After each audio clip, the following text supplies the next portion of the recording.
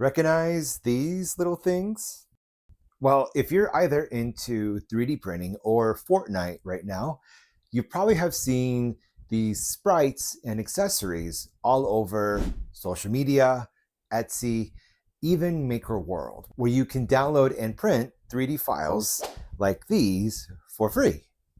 But here's the twist.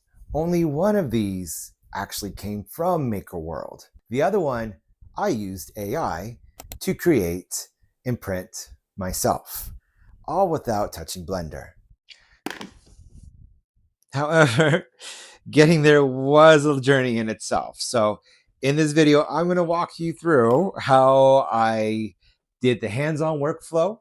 I'm going to walk you through the exact hands-on workflow, how I generated models just like this down to the final print. So that way, if you ever wanted to try this yourself, you'll know exactly what to expect. So I know what you're thinking.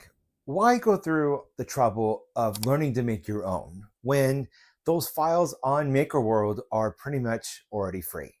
Also, depending on the licensing, you might even be able to sell them yourself, whether it's a storefront, Etsy, or wherever else. But that's just it. It all comes down to the licensing. A lot of the files on MakerWorld are licensed in a way where you are not able to resell or distribute them in any way, shape, or form. Now I know that's not the case for all of them. Some of these creators do offer commercial licenses, whether it's on Patreon, whether it's through MakerWorld itself, and that is a completely valid route to go through as well. But it's also kind of costly. What if I want to sell them myself without having to worry about any of this? That's where it kind of falls down to learning Blender. Not only Blender, different other software out there, but ultimately learning how to design. So the only issue is I don't know Blender. I look at that program and my brain immediately shuts down. So instead of letting that stop me, I decided to see what AI could do. Because let's face it, not everyone wants to be a 3D artist. Some people just want to take an idea and bring it to life without months of learning a new software. And that's the gap that I wanted to test, to see if AI could potentially help bring an idea to life. That brings me into the sponsor of this video, Hi3D. Today's video is sponsored by Hi3D, an AI tool that turns standard images into 3D models without requiring any traditional 3D modeling software.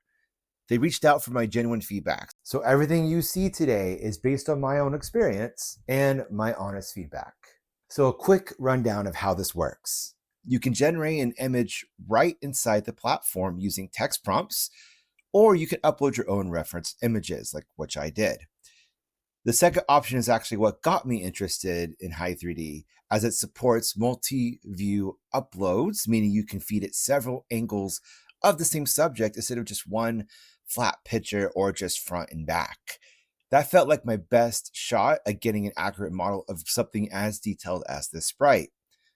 From there, the AI converts those images into a workable 3D model at up to 1536 Pro resolution. Basically, it's pretty good. And if you want to check it out, there is a link right in the description and also pinned at the top of the comments. Now, I know this is a little touchy subject, and let me be clear. Is this replacing an actual 3D artist? No, it's not. Is this a flawless, perfect system? Almost. I mean, it's pretty good. It's pretty good, but I did run into a lot of flaws, which I will discuss which I will discuss later on in the video. Let's jump into it. Starting off with the foundation sprite, also called the 7 sprite, I hit the ground running with a 3D generation modeling software with only a front and back image of the 7 sprite. And I'm going to be completely real with you. If you only give an AI a picture of the front and back of a character, it has absolutely no idea what the rest of it looks like. So this is what happened with my first attempt, literally giving this sprite 4 legs. So I decided to see if Hi3D's built-in text image generator could actually build me a side profile from scratch, only using the front and back images as reference. This tool also allowed me to select which AI generation model I wanted to use, recommending Nano Banana 2, and also lets you select other features that you normally have to prompt with other AI tools, such as image size, the number of images to create, and other type of styles. Wanting to keep things simple and not use too many credits, I uploaded my reference photos, typed in a quick prompt asking for a side image, and let AI do its thing. Unfortunately, the end results wasn't great. It wasn't horrible, but I knew it would take me a lot more prompts to try and get things right. So to save credits, since I have Gemini Pro, I decided to upload the images in Gemini to generate a clean front, back, and side profile images of the 7 Sprite. And I took those images and loaded them right into Hi3D to see if it could stitch those specific angles into an actual 3D mesh. And it did, but let's be real, it wasn't perfect right out of the gate. It produced a model with weird artifacts and other flaws. So to summarize, without making this video over an hour long, I ended up running 17 different generations before I locked in on the version 2.0 engine. For me, this version delivered much better texture quality for this specific design. I started out with version 2.1 because it generates results much faster, which is honestly perfect for just firing off quick prototypes.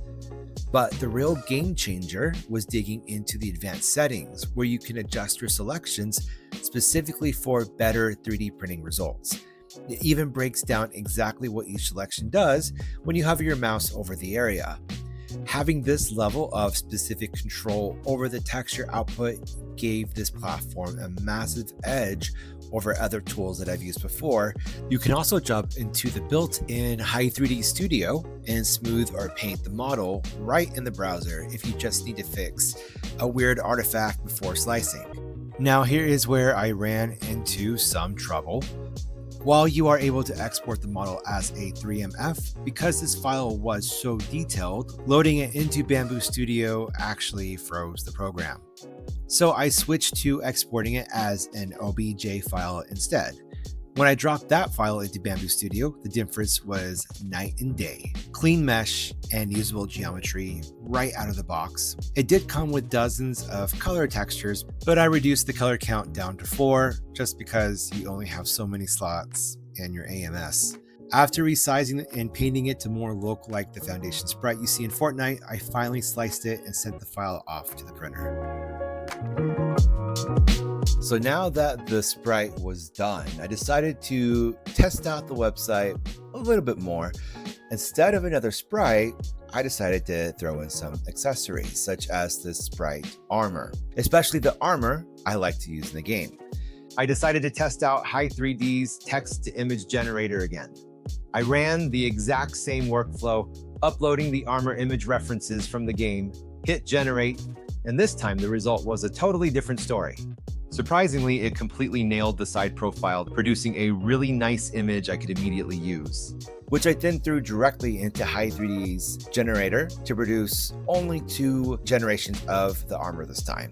Since I already knew what settings worked for me, generating this was much easier this time. Next, I wanted to test out Hi3D's new multicolor printing feature. So this platform is designed to turn AI textured 3D models into print-ready multicolor objects with real color filament mapping. It is a really cool concept, but it wasn't what I needed for this model. I just wanted more control over where the colors went and how it looked, so I just brought the model into Bambu Studio and colored it myself. And then after spending all that time fully coloring the digital model, I decided to pivot and save the painted profile for a rainy day, just print the physical armor in a single color for now. Probably a better idea later on to paint it rather than print it in full color, just with all the detail. So because this armor needs to fit around the actual sprite, printing it as one solid block wasn't going to work. So this is where Hi3D actually really surprised me with their split to print tool. It automatically splits AI generated character models into printable parts, meaning absolutely no blender cutting is needed. So after playing around with the settings, I decided to jump into the advanced connector settings just because I wanted different connectors for the arms and the legs.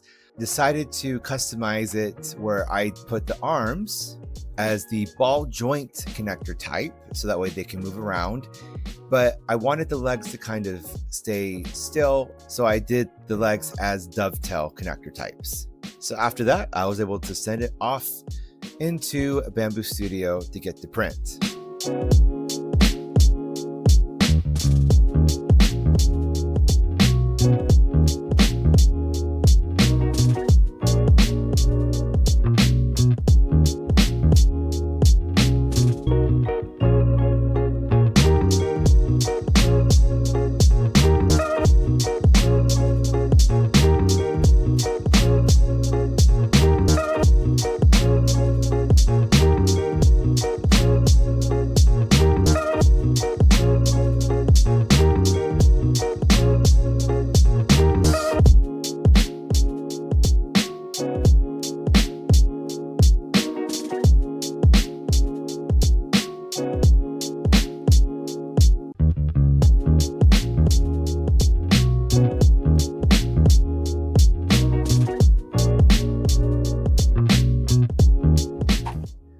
So let's take a look at all